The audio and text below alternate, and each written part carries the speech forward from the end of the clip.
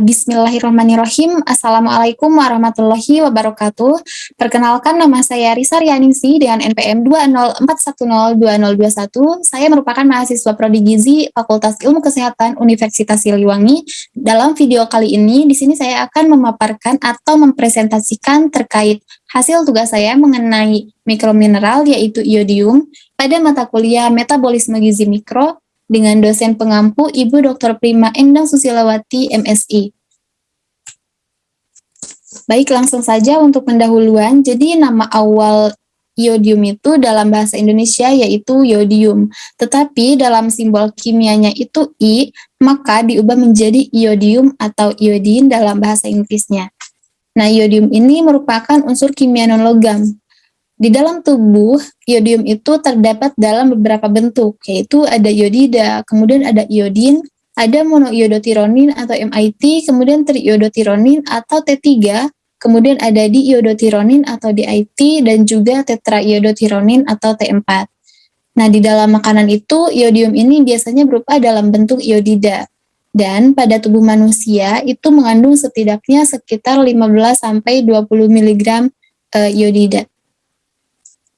Nah, di sini ada gambar atau struktur dari bentuk iodium yang sudah tadi disebutkan. Di sini ada MIT, kemudian ada DIT, ada triiodotironin atau T3, dan juga tiroksin atau T4. Nah, selanjutnya di sini ada keberadaan iodium dalam tubuh sekitar 70-80% itu ada pada kelenjar tiroid, yang mana kelenjar tiroid ini dapat dilihat pada gambar itu berada pada di antara laring dan juga trakea. Selanjutnya sumber pangan yang mengandung iodium atau dietary source of iodine. Di sini ada kelompok seafood, contohnya yaitu ikan kod. Dalam 3 ons ikan kod itu mengandung 99 mikrogram iodin. Kemudian ada rumput laut, dalam 3 ons rumput laut itu mengandung 35 mikrogram iodin. Kemudian ada susu, keju, telur, makaroni, dan lain-lain. Nah, untuk gambar di sini juga sama ya, dapat dilihat pada gambar di sini. Selanjutnya di sini ada angka kecukupan iodium berdasarkan AKG atau angka kecukupan gizi. Di sini ada beberapa berdasarkan kelompok umur dan juga jenis kelamin. Untuk bayi atau anak pada usia 0-5 bulan, angka kecukupan iodium itu sekitar 90 mikrogram.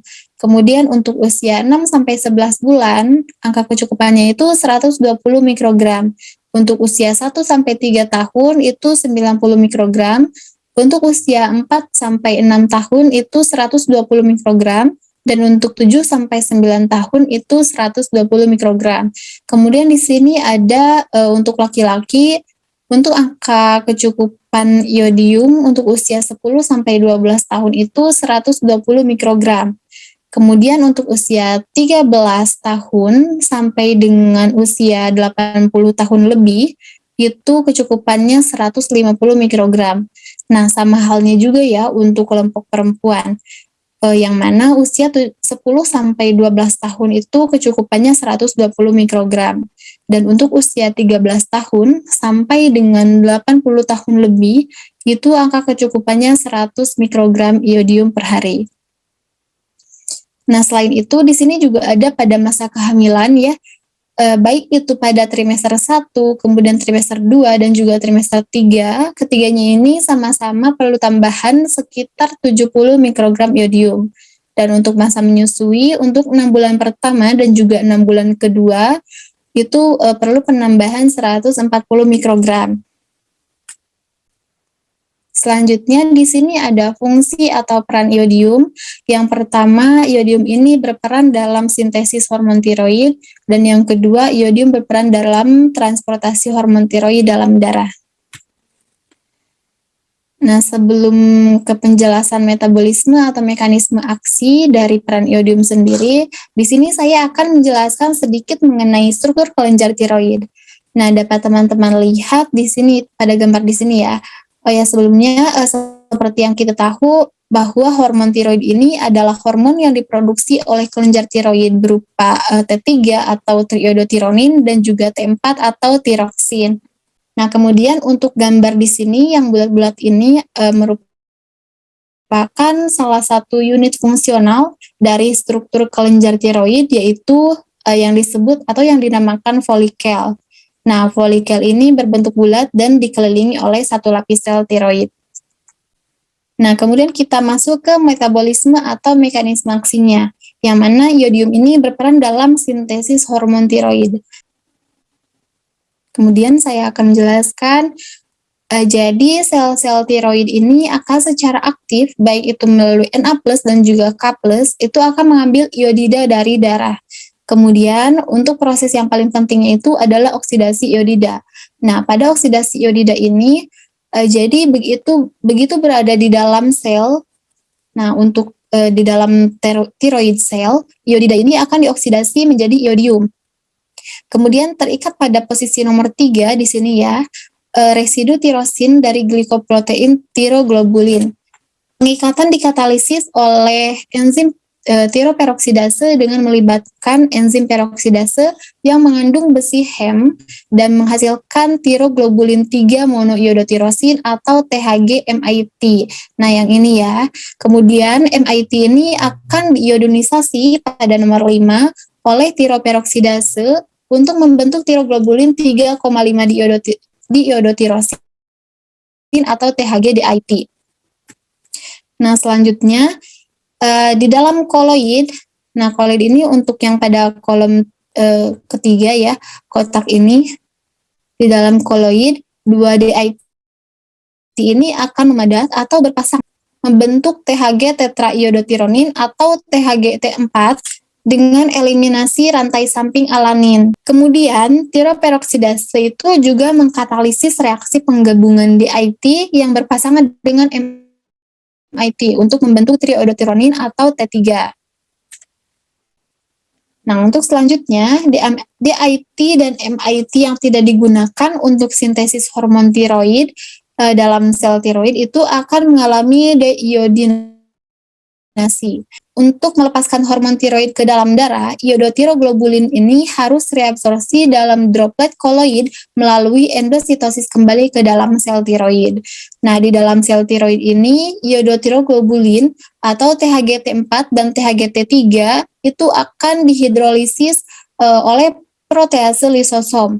Nah, kemudian akan dilepaskan kembali ke dalam sel darah, ke dalam darah.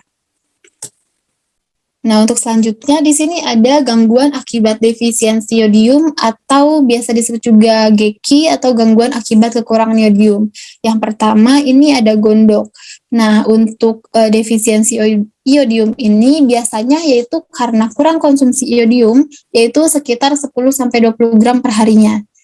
Nah, dapat teman-teman lihat untuk kondisi gondok ini. Nah, untuk gambar yang normal, kelenjar tiroid ini merupakan kelenjar tiroid yang normal gitu. Nah, untuk yang sebelah sini, ini merupakan kelenjar tiroid yang membengkak gitu, atau biasa kita sebut sebagai gondok. Nah, kondisi ini ditandai dengan pembesaran atau hiperplasia kelenjar tiroid. Pembesaran ini itu disebabkan oleh overstimulasi oleh TSH atau thyroid stimulating hormone.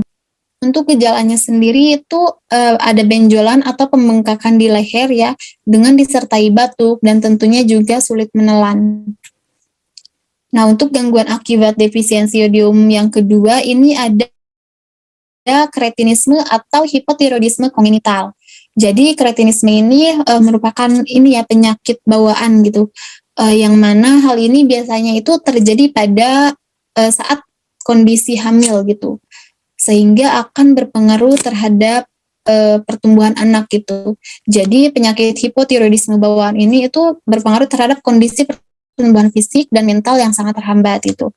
Untuk gejalanya sendiri ada berat badan kurang, kemudian pertumbuhan anak yang terhambat, keterbelakangan mental, pembengkakan dekat pusar atau umbilical hernia, kemudian ada kulit kering dan juga pucat, pembengkakan di leher dari kelenjar tiroid. Nah, selain defisiensi tadi, ini ada toksisitas iodium. Jadi untuk batas toleransi konsumsi iodium itu yaitu sekitar 1.100 mikrogram atau setara dengan 1,1 miligram per harinya gitu, menurut Agustini pada tahun 2019. Nah, akibat toksisitas iodium ini akan menyebabkan radang tiroid gitu atau tiroiditis. Tanda keracunan iodida akut ini biasanya ada rasa terbakar di mulut, kemudian rasa bakar di tenggorokan dan juga perut, kemudian peradangan, mual, muntah, diare, dan juga demam. Nah, berikut referensi yang saya gunakan. Sekian pemaparan materi dari saya. Mohon maaf atas segala kekurangannya. Terima kasih. Wassalamualaikum warahmatullahi wabarakatuh.